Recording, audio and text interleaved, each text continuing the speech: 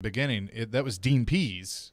So that was still Vrabel's watch, but that was under Dean Pease. Yeah, but Conklin and Corey Davis. Fair. All these guys you were listing, those were on somebody else's watch, were they not? No. But Corey Davis looked good under Arthur Smith. Byard was on somebody else's watch?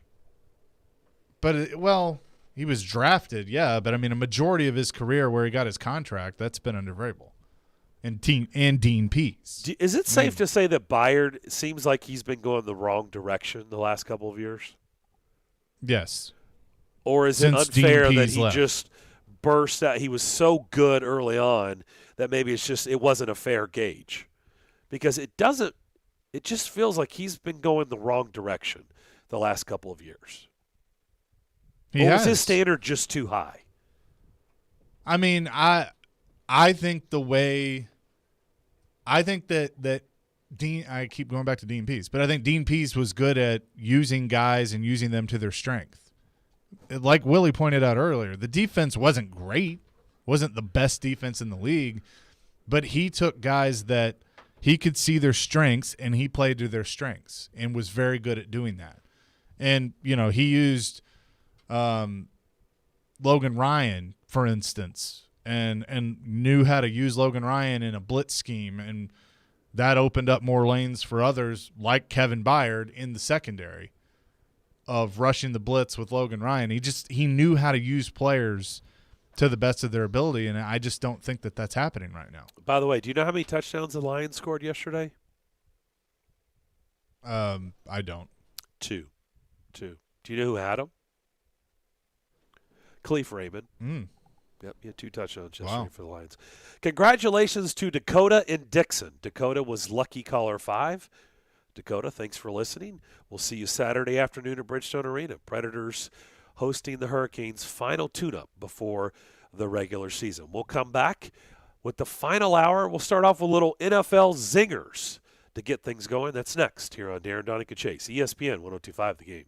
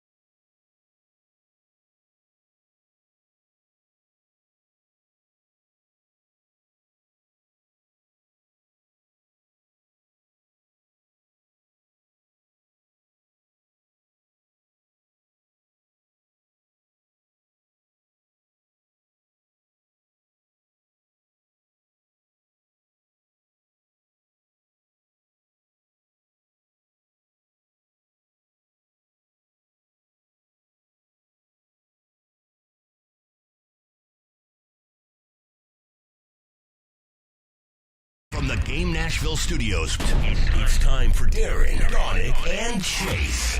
With hosts Darren McFarland, Willie Daunic, and Chase McCabe. On Nashville's best sports talk. ESPN 102.5 The Game.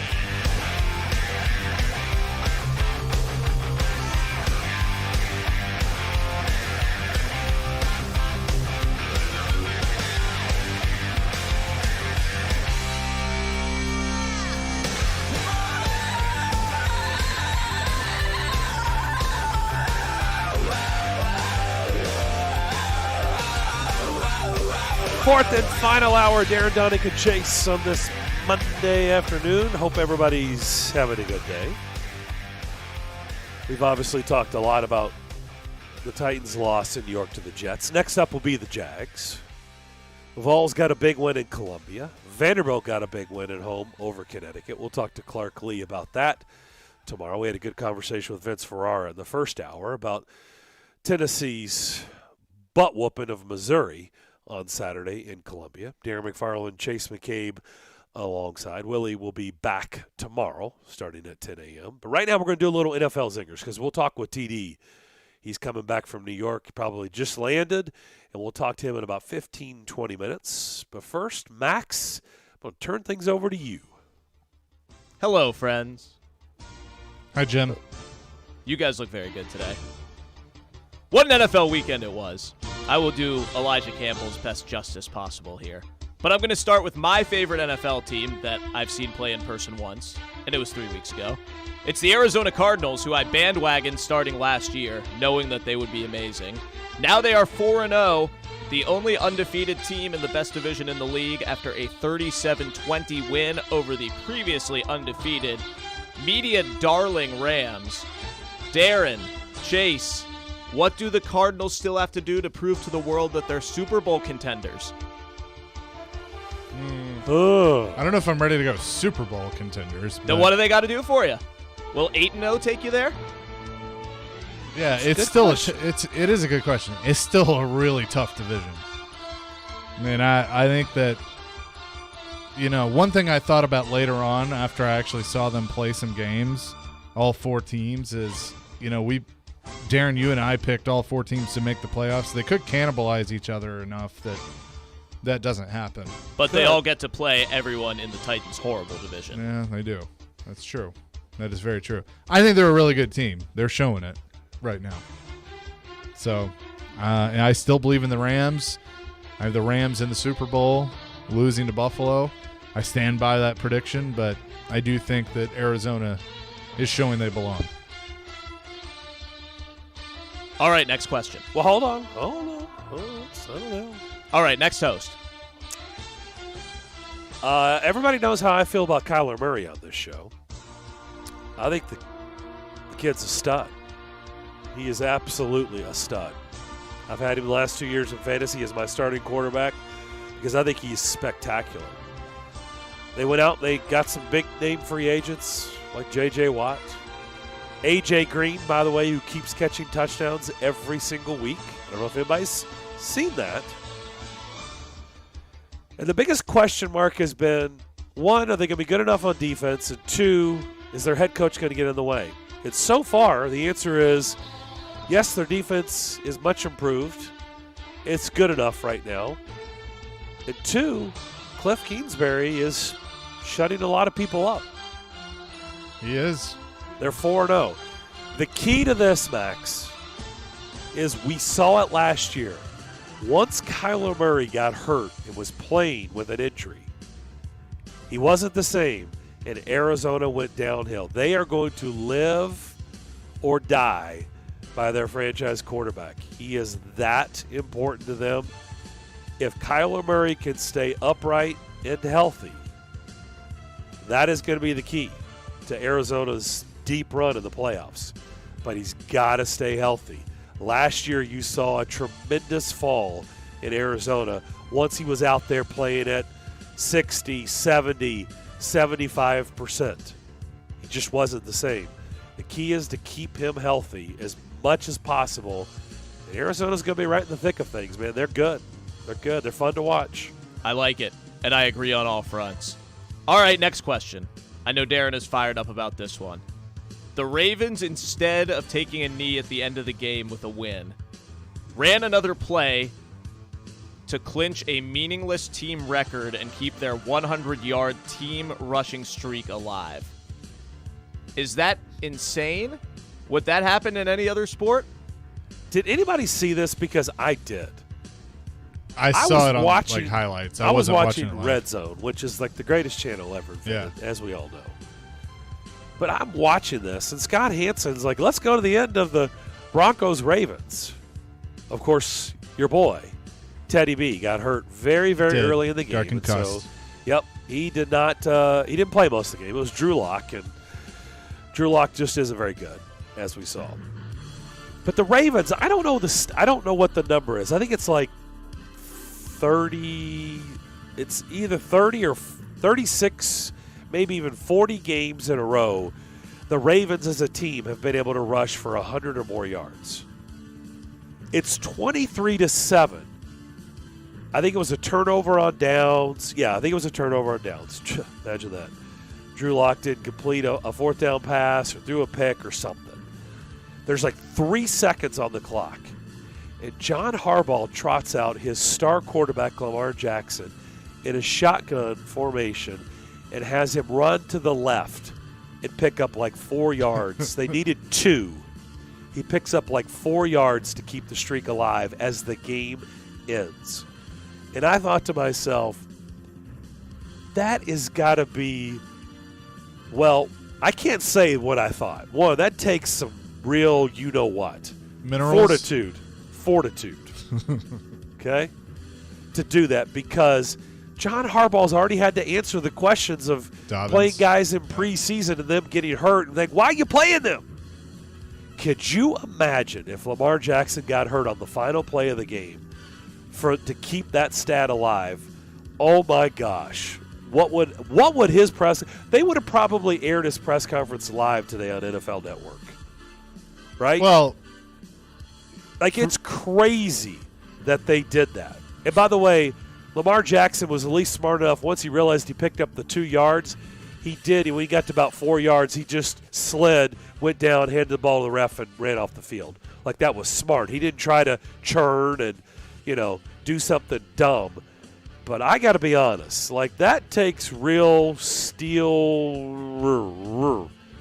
something of steel to do something like that over a stat like that. Vic Fangio said, quote, in 37 years of pro ball, I've never seen anything like that. Which I haven't either, but for anyone that says coaches don't have egos, there you go. You saw it yesterday. They have egos. That was unreal and risky at the same time to do. Speaking of minerals, as Chase put them. That's an SVP quote. As Chase Van Pelt put it. Why does no one in the Steelers organization have the stones to tell Ben he is washed? Because I'm not sure that Mason Rudolph is much better. Right, but you got to start better. the process by saying the Roethlisberger era is over. We can really go get somebody else. Yeah, So you're saying bench him for Mason Rudolph? No, I'm saying stop signing him to 1-year deals 2 years ago. Agree. Yeah, and that will not happen again. Like, he's done.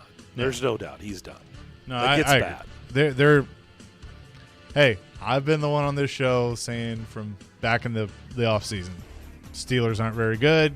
Ben can't stay healthy. He's done.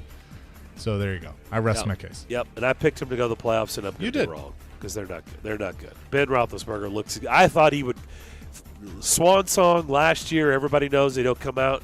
He would look totally different. And he looks he may look worse than he did in the final, 7 games of last year. He just looks like he's 68 years old. It's bad. A couple more quick ones before we bring Tehran in here on NFL Zingers. Jimmy Garoppolo got hurt yesterday, having an MRI on his calf today in the first half of the 49ers' loss to the Seahawks.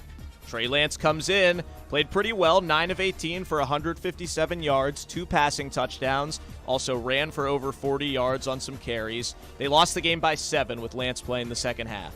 Will Lance seize the job for years to come, or will it be Jimmy G's gig when he returns? How is Trey Lance ready? Right? How is he ready? He's a rookie. How is he ready to play? I don't get it. I don't know. He's not giving the job back unless he gets hurt, though. I don't. Chase going big. Yeah, I probably would. I'd probably go there too. Because unfortunately, who does get hurt? Jimmy G. Jimmy G does. Yep. Even going back to New England. Yep. I think Trey Lance is going to keep it unless they don't win any games. And Seattle, that was big for them. They needed that, and they're not going away. No. So that division is what? 4-0, 3-1, 2-2, 2-2? Yes, sir. Yep. All right. I think the Titans' win over the Seahawks could be the only AFC South win against the NFC West in 16 games. But that would be something. All right, last question. Off the field. We found out Thursday the Super Bowl halftime show is a fearsome fivesome of hip-hop and rap icons in L.A. Dr. Dre, Eminem, Mary J. Blige, Snoop Dogg, and Kendrick. That's 5 legendary artists. Not a lot of microphone time to go around. I think they said it'll be 12 minutes. What song or songs by any of those 5 are must-includes on that Super Bowl halftime set list? Oh, Snoop Dogg, That's a good Kendrick Lamar, Mary J. Blige, Dr. Dre, and Eminem. Nothing but a G thing, for sure, with Dre and Snoop. See, they did a lot together, so that helps. Right. And Eminem has done a lot with those guys. And Kendrick's done a lot with Mary J. Blige. Yeah, and Kendrick's done some stuff with Eminem too. Kendrick's the one that, I love Kendrick, but he doesn't necessarily fit because he's newer. I thought that was kind of a square peg. I don't know if I'd go that far because, he's West Coast rap, and I think Dre produces him. Yeah, but he's with that he's newer. group? Yeah, That group? He's newer. I'm not saying anything bad about it. I'm just saying with that group, that Yeah. seemed like a square peg. Yeah, next episode, I want to hear that. I forgot about Dre. That's a good one with Eminem. Is that going to be how they bring Dre on? Maybe. Eminem doing Forget About Dre? Maybe. I could see them doing it that way. But I want to hear the old school stuff, and there's got to be surprises. Like if you did California Love and homage to Tupac, that would be cool. Like Kendrick could do Tupac's part. That would be cool. That'd be cool. I'd be fine with that. I'd love to see Ice Cube be a surprise. Ooh. Would love to see that. I don't see that, though. I don't think that's going to happen. But, boy, that'd be awesome. You'd have to, for FCC purposes, you'd have to be careful with. You're already going to have to be careful with I was Snoop, going to say, so. it's already going to be. With the group that Ice Pins Cube and and Dr. needles. Dre were in together, but if you had MC Ren and Ice Cube show up for a little reunion, that would be cool. Max, I'm going to take the chicken bleep answer and say it doesn't really matter to me. I don't have a specific answer because I just think it's going to be just must-see TV. Just sit back and watch and enjoy. Agreed. What will hopefully it. be a great game, but then if you can get the great halftime, then it's going to be a win for everybody with the amount of eyes that'll be on the product. I think it's going to be a home run halftime show, and if we just get the good game part, it'll be an awesome day. Agreed. Right? The chicken bleep answer, that's what I got. Great work, gentlemen. It was fun filling in. Thank you, Max. That was our NFL Zingers this week. We'll come back. We'll talk with TD. I bet he can answer that question. Oh, yeah. I'd love to get his answer on it. He'll go more in depth. We'll talk with him on the other side as you listen to Darren, Daunic, and Chase. ESPN 102.5 The Game.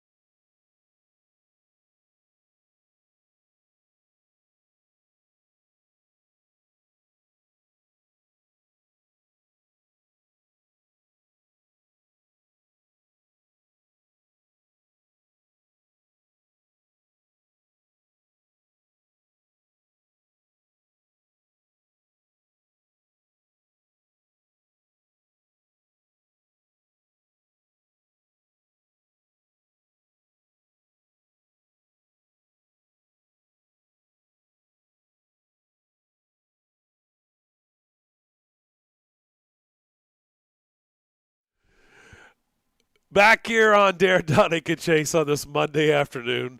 Our show is presented by Creation CBD. Products curated for life. Darren McFarland and Chase McKay with you.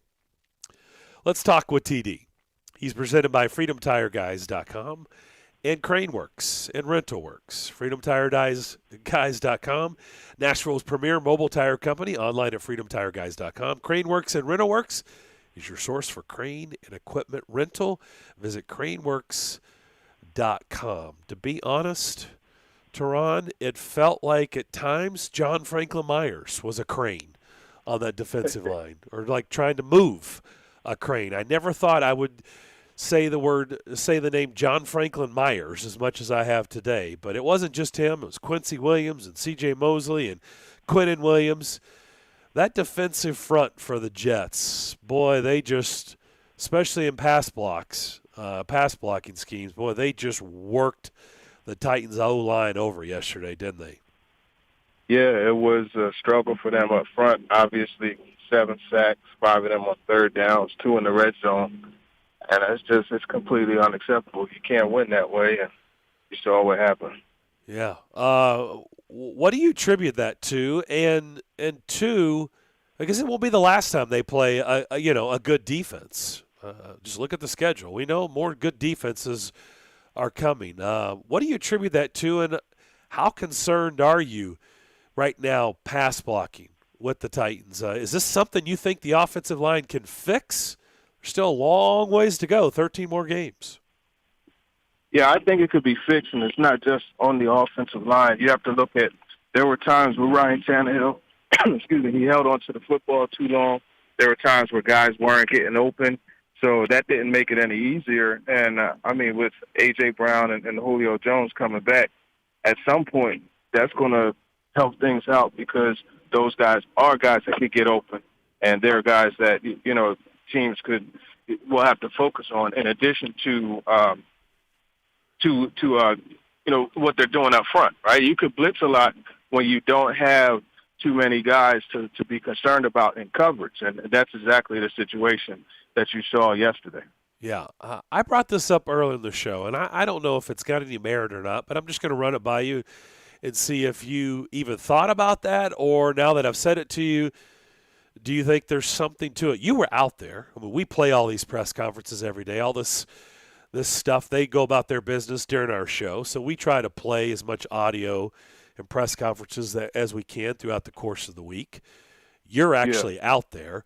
Ryan Tannehill was asked a lot last week, and Mike Vrabel, about Tannehill's running. And we know he did a lot, and he was very effective in that Indianapolis game, but, about not sliding, or – Ryan Tannehill even, I think, made a joke about his wife likes when he runs, but you could tell Mike Vrabel was upset, like, hey, man, he's got to get down or he's going to get hurt.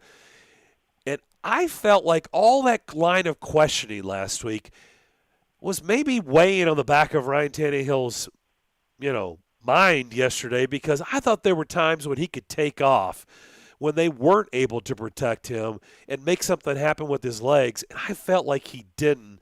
And I wondered if last week's questioning, played a part in that. Did you ever think about that or no? No, that's a good point. I didn't think about that, but that could very well have been the case, because, like you said, there were opportunities to run, but he didn't take off, and I think that cost him. And I honestly, that's a part of what was really good for them in the red zone, was his ability to make things happen with his legs. So now you have to worry about both things, and they didn't do well in the red zone yesterday, right? Yeah. 3 trips in the first quarter, and it resulted in 9 points. And that's really why the Jets were able to stick around. So you make a good point there. I don't know if it was weighing on him or if it was something that, he was told not to take off. But, from seeing other quarterbacks, that have been really good with their legs when they're told to get out of that. I remember Donovan McNabb, that was a big thing with him when they told him, hey, play more from the pocket, don't take off as much, don't get hit. And he ended up, not playing as well as he was capable of, because that's not his game. His game is both sides of the picture, and that's what it is with Tannehill. His legs are a clear advantage for him. Yeah, and, I was watching that 49ers Seahawks game yesterday. Man, those pockets were breaking down. Those defensive fronts were getting a lot of pressure on Russell Wilson, and at the time Trey Lance when he was in there. And you know how they escaped a lot of that? They did it with their legs. I mean, Russell Wilson had that huge scramble when everything collapsed around him, and he could have, if that was Roethlisberger, that was a sack for sure, probably a sack and a fumble. And he took off, he eluded the defenders, and he ran all the way for a touchdown, a big touchdown. Trey Lance did the same thing, and I was like, man, Ryan Tannehill can do that. We've already seen that throughout the course of his career, and I just was wondering, like, why isn't he taking off yesterday when he had opportunities, when everything was falling apart around him? And I wondered, was it because, his coach kind of called him out and wasn't happy about him not sliding and him getting asked all kinds of questions by you guys about his sliding or running? I wonder if that played a factor. It's just a thought, just something I would pass along. Yeah, no, that's a good thought. What do you make overall? Another part to this, Teron, last night they pointed this out in the Patriots-Bucs game, how quick Tom Brady gets rid of the ball. And they were pointing out, like, Mac Jones has done a really good job of getting rid of the ball fast. That's another way to help your offensive line out. Get rid of the ball much quicker. You just talked about Tannehill's holding on to the ball a little bit too much at times this season. Do you think maybe that's something they can work on moving forward as well? Yeah, I mean, it's something they could work on. I actually asked Tannehill about that specifically, and he brought up the one time where he was caught in the pocket, and he had a back available to him. Actually, it was Derrick Henry, and he was on his left, if I remember, and he could have dumped it to him, but he held on to it, and he ended up getting sacked. So those are things that can, be improved, and that really doesn't just come down to Tannehill. It's also Todd Downing, and we talked about this before after the Cardinals game. More bunch formation, switch releases, and those type of things to let guys get open quickly. And that is not something that has really been a part of the game plan as much as it should. And when you have an offensive line struggling, you got to help those guys out, and that's one way to do it. Yeah, good point. We're speaking with Teron Davenport, NFL Nation reporter covering the Titans for ESPN, ESPN.com. Of course, you can check out him on all of our shows, platforms. Our show on Mondays, Thursdays, and Fridays, and also Talking with TD is his podcast. You should definitely check out every week as well. I thought Harold Landry had a tremendous game on the defensive side of the ball. If you were trying to find other positives with the defense yesterday, who do you think, anybody else stand out that they had a good game? I think after him, you have to start, to me, you have to look pretty hard because I didn't think they were particularly good on defense yesterday against a really, really bad Jets offense. Yeah, I mean, it was a struggle. I mean, that's the bottom line. Initially, Christian Fulton had a good game, but they moved him inside to nickel, and that made it a little more difficult. So, excuse me. I don't really recall anyone else having an outstanding game. So you're right. Harold Landry, he just continues to play, and he's doing his thing in a contract year. TD, along those lines, somebody we've talked about that, in my opinion, at least right now, he's gone the wrong direction. He's regressed. Has been Jeffrey Simmons, and I look for Jeffrey Simmons to have a really, really big year for this team. And through 4 games, it just hasn't happened yet. 1.5 sacks, which – I get that, he's not a big sack getter and hasn't been in his career, but 13 combo tackles, 11 solo tackles. What's going on with Big Jeff in your mind?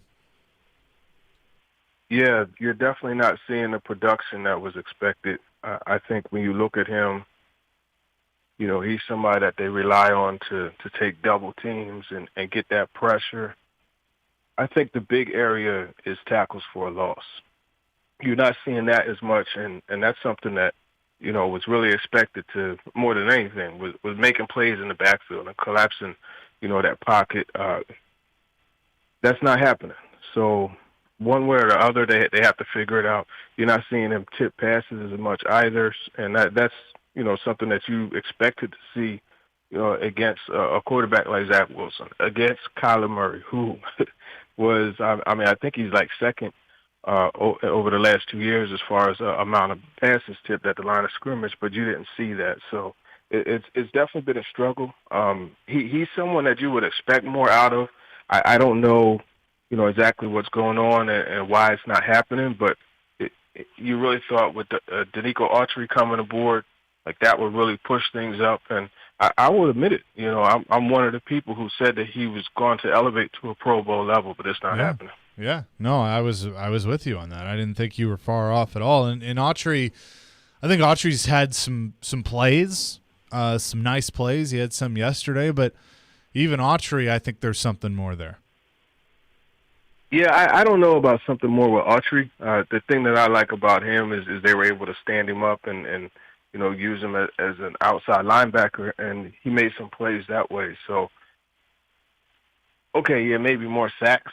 But, I mean, for the most part, what you were bringing him aboard for was to, to toughen up that front. And I think he has done that. He has done a good job of setting an edge, done a good job getting after the quarterback and doing those things. It's the Jets, and I think that's part of why, people all have the feelings that they do today of that's a team that, you should go to New York and beat. The Jets, you got to give them credit where credit is due. They played a solid game. They gave Wilson opportunities to make plays. He made plays. Corey Davis had a heck of a game.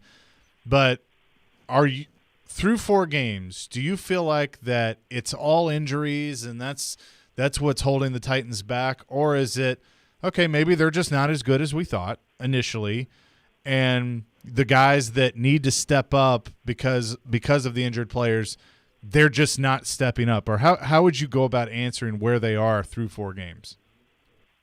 I think it's all of those things, honestly. There's a series of breakdowns. I mean,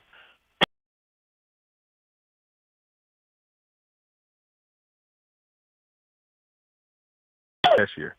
So that right there is a problem. You look at the red zone offense, they were 75% last year. They're down to 50 even right now. So that's a whole quarter, a whole 25%. Those things are not going to allow you to win games. And I think that's what happens. And we really saw that exact point against the Jets, right? What was it, 1 or 2 out of 4 red zone visits, I think it was. And when you play like that, you're not going to be able to put a team away that you should put away. So that's been an issue. Defense, right? Big plays. You're consistently seeing those big plays given up. And it's unfortunate because, that's what kind of breaks the defense's back. And whether it's communication or just in the case like yesterday, not plastering, and you got a quarterback able to just run around and throw the ball down the field, those type of things happen, and you end up, giving up touchdowns and putting teams in position to score. I mean, Corey Davis's, his big catch, that set up their first touchdown rushing of the season. It's week 4, man. Yeah. You see what I'm saying? They kicked a field goal come after they had to stop defensively, on a drive where usually that's a time where the Titans start to turn things around. Derrick Henry. You keep feeding him and you score, but they got stopped, and then the Jets kicked the field goal. That was their first lead of the year. Again, week 4. And when you just aren't sharp in all these angles, you're not going to beat a team that's a professional football team. And that's what you saw yesterday. So they have to just knuckle down and get everything back in order defensively, special teams wise, was so, but offensively and defensively, they have to get all this stuff corrected because they're not playing on par with what that team is projected to do. I mean, you acquire Julio Jones, you acquired Daunic Autry, you signed Jack Rabbit Jenkins. Everyone is saying, hey, this is one of the top 5 teams in the conference. If you're one of the top 5 teams in the conference, you can't lose to a team like the Jets. You can't lose, even without Julio Jones and A.J. Brown. Yeah, and then you got Jacksonville, which is another team that you shouldn't lose to, but that's a desperate team that I thought played better on Thursday night. They had an opportunity to win that game, let Cincinnati come back, but they're looking for their first win too. So what's your concern level knowing that you're going to face the same thing, a desperate team that isn't great, but they have some pieces that they can put together. Well, their coach played a little bit better on Friday night, didn't he? He's having to answer. He's having to answer for that. Oh boy. Yeah. By the way, he was getting asked that today. That was part of his press conference. Well, he had to. He apologized. He had a statement with his head down and all these things, and apologizing to his family. Like, you gotta be careful there. Hey, man, actions have consequences. Yes, right? they do. But I think that team, the Titans, what they need to do, they need to go out and win that game in a similar way to the Bills, how they beat the Texans this past week. You got to, 35-7, 40-0, like something like that.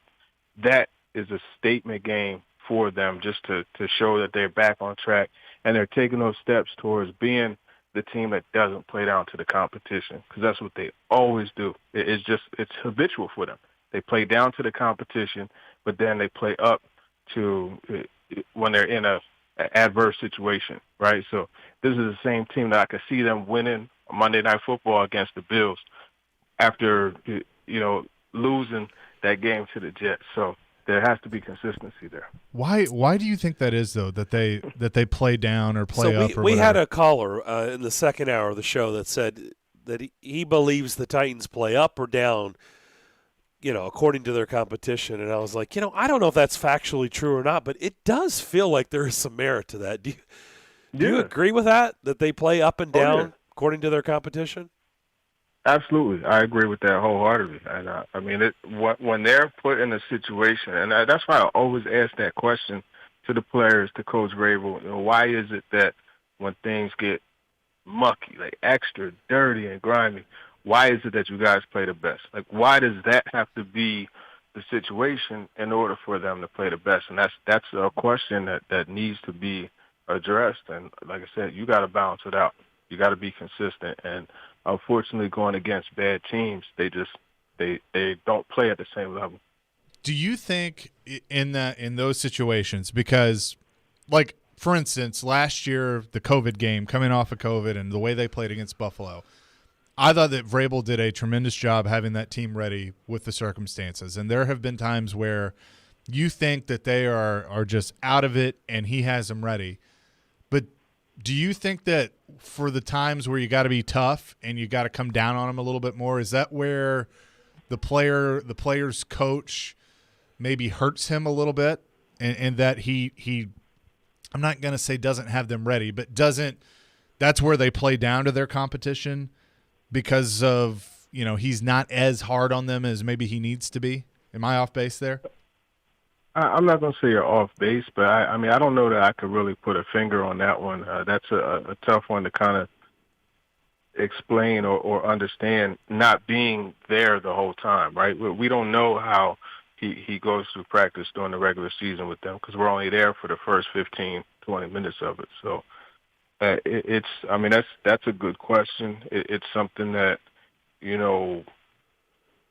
I don't think that he's light on them. I think really there's just something about them not starting fast. Like they just seem to be slow starters, and I'm not sure exactly what that is. Okay, leave us with. I was going to say, you going to ask Teron about our Super Bowl question at halftime? Yes, do it. That's what I'm getting to. Okay. The Super Bowl halftime show, Dr. Dre, Snoop Dogg, Kendrick Lamar, Mary J. Blige, Eminem. What songs do you just have to hear in that 12 to 15 minutes? Yeah. Well, if it's Dre and Snoop, you got to have G-Thing. I think that's when you got to have Mary J. Man, there's so many with her. If it's my choice, she has a song called Street Memories. And that for sure needs to be played. It's a song with Smith and Wesson. Kendrick, I like Problems. Who else is in the group? Eminem. Eminem. Yep. You gotta have Stan, man. You gotta play Stan. Stan would be good. That'd be good. So Chase said, "What about an appearance by Ice Cube? Do you think since they're out in L.A., there's a chance that happens or no?" I mean, it may happen. There's a good chance. Ice Cube, that's L.A., so. I would like to see Ice Cube and MC Ren make an appearance. Oh, you want the whole group minus Easy E, huh? Yeah. Okay. Yeah. Well, you can't do that one, but yeah. But they've done some things where Snoop kind of becomes an unofficial member, filling in for Easy. So I think that would be cool. There you go. That would be awesome for sure. Well, Teron, welcome back. Thanks for doing this, and have a great week. We'll talk to you next week. Yeah, for sure. You guys take it easy. All right, that is Teron Davenport. We talk to him every Monday on the show following the Titans game, and that was good stuff. He just got back from New York. It was very interesting. Well, we're going to talk about this on the other side because he said they need to not only beat Jacksonville but make a statement. The question I've got for you, Chase, is are they capable of making a statement like that, like what Buffalo did to Houston? Can they even do that? Are they equipped to just go down there and pound Jacksonville? I don't know. Just think about that. I'm not so sure. I would be surprised right now if they could do that to anybody. I'll answer it on the other side for sure. Yeah. All right. Let's do that. All right. Good stuff from Teron. Appreciate him as always. And, of course, every week he is brought to you by FreedomTireGuys.com and Craneworks and RentalWorks. We'll come back and wrap up Monday's edition of Darren, Daunic, and Chase next.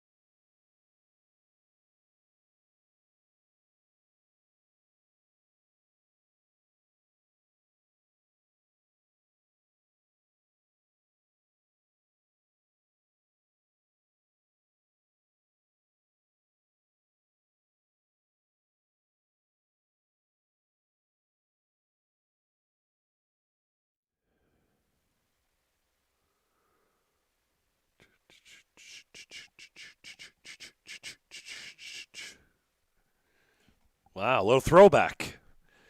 That's kind of like the radio dial. Well, Billy Joel? This song you could listen to on the radio dial. Yes, you could. There's no doubt. I did. Still rock and roll to me. And by the way, keep those pictures coming in with 102.5 on your radio dial. We're getting tons today. By the way, some great pictures. All right, do you think that they're even capable of going down there and open up a can on Jacksonville? No. I don't. If they couldn't do it against New York, what makes us think they can do it against Jacksonville? There's just something off. And again, I don't, I am not going to use injuries as an excuse. I mean, I've been pretty tough on coaching today, and some people agree, some people don't. You're welcome to agree to disagree, whatever. I mean, by you're the way, entitled to your opinion. Teron pointed out some things that Todd Downing, the OC, could help. Yep. Just saying. And here's the thing. I hope that Todd Downing gets it figured out because he's the hire. He's the one that Mike Vrabel decided that he is the offensive coordinator. So I hope that improves and you see the relationship, especially the chemistry, I guess, not relationship, the chemistry between Ryan Tannehill and Todd Downing improve. But that's the hard part of taking over for a team that's in win now mode and is picked to do a lot of things. You don't get the benefit of the doubt very long. People want and they need results right now. But with what I've seen really the past 4 weeks, you go, well, they beat the Colts and they came back and they beat the Seahawks. They did, but they've had a lot of the same problems. They were just able to overcome it. They didn't yesterday against a very bad team. So no, I just don't. I don't think they can go down there and open up a can and, really take control early. Because I think the Jets are worse than the Jags, and they didn't do it against the Jets. Yeah. Let's go to Mark, who's on our phone line, driven by WilsonCountyHyundai.com. Mark, what's up? No. Happy birthday, happy birthday, no, happy birthday, happy birthday, happy birthday, happy birthday, happy birthday. Whose birthday is it, Mark? Okay, Sean, knock it off. Whose birthday is it? Unfortunately, it's my birthday. Oh, well, happy birthday. Thank you, sir. The big 3-6, and I don't even look it. Well, good. Good for you. Did you have a comment, or you just wanted to tell us it was your birthday? Well, of course, I will do some of my commentary. I will say this. What in the hell is the matter with the Tennessee Titans? They almost had New York beat, and, well, I really don't want to get mad on my birthday, but that's the way I express my commentary. I mean, Tennessee was about a needle pin inch of away from almost having New York beat. And I mean, at the last minute they blew it. Yeah, at the last minute they just blew it. They just let it slip right through their hands, and if they would have scored the dead-gun field goal, they would have had the game won. Well, they would have not had it won, but they would have ended it in a draw, and you can't do much of nothing in a draw, but they blew it. Well, by the way, he threw out a little soccer reference. Thank you, Mark, and happy birthday. It would have been a draw. It would have been a draw. Which should not exist in the NFL. No, it shouldn't. But you know what? Actually, a tie is a victory. I've pointed this out several times. A tie is not a horrible thing. A tie is better than a loss. This just in. It is. I'm not going to call it a victory. I'll say it's not a loss. As much as I despise ties, like it should never happen in sports. People pay good money. And I used to say this about hockey all the time. People are like, that's just the way we do it. Stop it. Just stop saying that because that's just how we do it. That's just how it's always been. Well, just because that's how it's always been doesn't mean it needs to be that way moving forward. And by the way, hockey got out of the tie business. So thank you for that. That's not how you do it. But that would have been a victory. Like actually a tie yesterday would have been better than a loss. But they didn't They didn't tie. Yeah, but then everybody would have had to, hear me today complaining about the NFL and why they have ties. But that's okay. I hear his frustration. I mean, it goes back to the conversation we were just having. I mean, that's a team.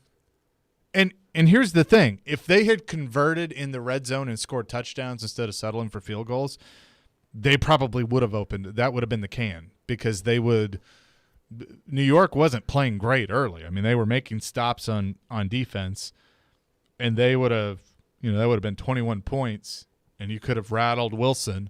Well, and who knows what it would have looked like. To me, 2 of those field goals are touchdowns instead of 3. It's game over. I mean, honestly, it may have been one of them. One of the field goals, a touchdown, could have been game over, possibly. Right. But 2 of those are touchdowns instead of 3 field goals, 2 touchdowns and a field goal. Against the Jets, even as poorly as they played at times, it's still good enough to win. Like, you cannot leave even bad teams. You can't let them hang around, especially at home. And they didn't feel like they were out of the game. They viewed those as victories. 3 red zone trips, and it's 9-0. That's a victory. But here's the bottom line. No matter how you feel about the game and all the things we could point out that could make things different, you were leading 17-10 in the fourth quarter against a bad football team, and you gave up 2 touchdowns in 2.5 minutes to a team that had scored 20 points in 3 games. Just think about that. They were averaging just over 6 points a game for the season, and you were leading 17-10 in the fourth quarter, and you lost. And you gave up 2 touchdowns in 2.5 minutes. So there's a lot of there's portions of the game, a lot of the game where I look at and say, you know what, they didn't deserve to win. Titans didn't deserve to tie. Yeah, they did. They did an unbelievable job. Ryan Tannehill, that last drive, they did an unbelievable job just to get them in the spot to push it to overtime. But quite honestly, there were so many things about that game that they did or didn't do that they deserved to lose. They just did, in my opinion. I agree. Maybe we'll feel better tomorrow. But, yeah, I don't know. I got to see a lot of improvement with this team. I mean, I hear what Teron's saying. I think everybody would love to see them go down and do what like the Bills did to Houston yesterday and just beat the brakes off Jacksonville. But I just don't know if this team is capable of doing that right now. Right now, today, they're not. Today, this week, the way they're equipped, I just don't see it. All right, that will do it for our show today. Have a great rest of your Monday. Continue to be safe. We want you back with us tomorrow morning at 10 a.m. We shall see you then. Stay